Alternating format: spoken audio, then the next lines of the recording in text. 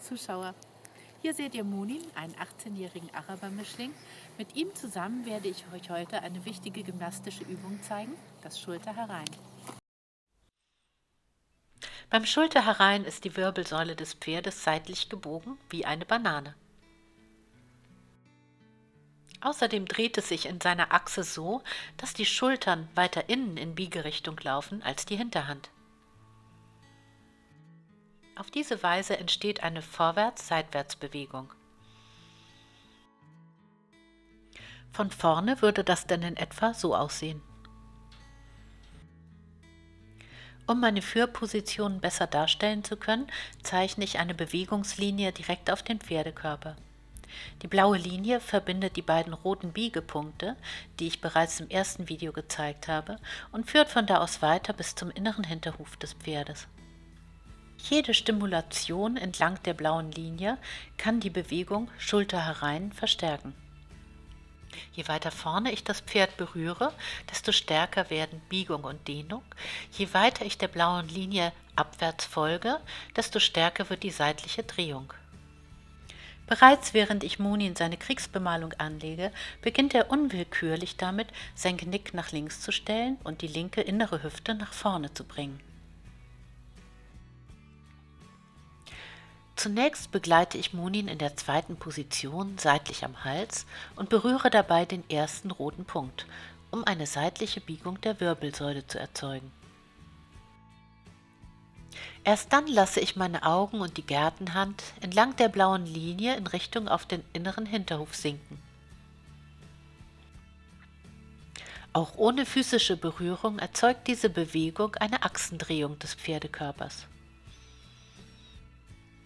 Das Pferd dreht sich mit der Schulter mehr in die Biegerichtung hinein, sodass das innere Hinterbein mehr in Richtung Körpermitte fußt.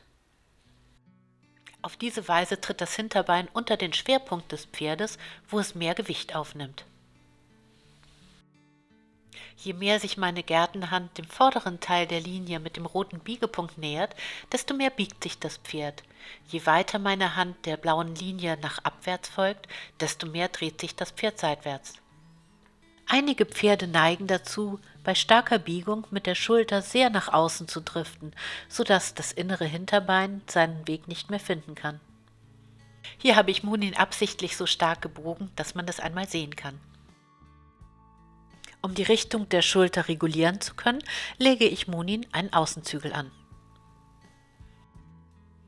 Dieser kann durch seine Berührung an Hals, Schulter und Widerrist die Gewichtsverlagerung auf die Außenschulter begrenzen.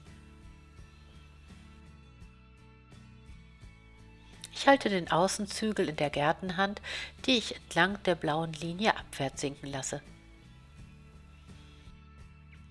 Munin verlagert sein Gewicht wieder mehr auf die Innenschulter, wird langsamer und tritt mit dem Hinterbein Richtung Körperschwerpunkt. Hier ist zu sehen, wie der äußere Zügel der Handbewegung in Richtung der blauen Linie folgt. Das linke Hinterbein tritt wieder richtig unter die Körpermitte, dahin, wo später der Reiter sitzen wird.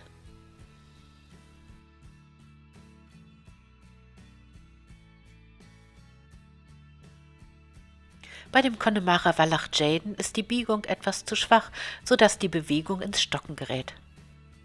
Bettina hilft ihm mit einer Berührung am vorderen Biegepunkt und dreht sich danach entlang der blauen Linie in die Schulter-Herein-Position.